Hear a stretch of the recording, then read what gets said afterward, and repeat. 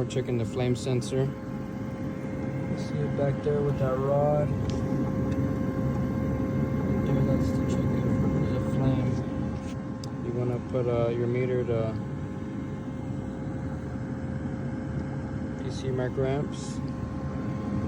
You see that turning on, you want one lead on the flame sensor and another lead where the wire would go.